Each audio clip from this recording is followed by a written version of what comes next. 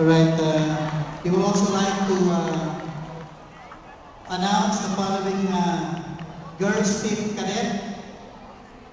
St. Stephen, Papo, Tatang Caloocan, and UST to please prepare yourselves for the awarding ceremony. Again, St. Stephen, Papo, UST, and Tatang Caloocan to please prepare yourselves for the awarding ceremony for the Girls Cadet Team. Thank you.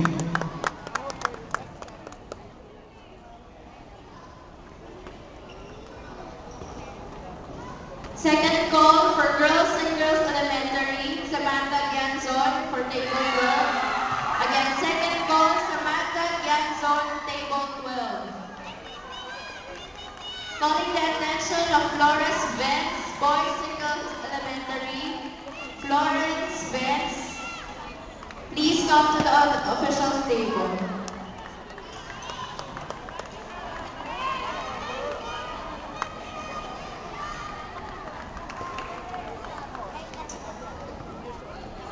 Umpire of Table 7, please come to the officials table.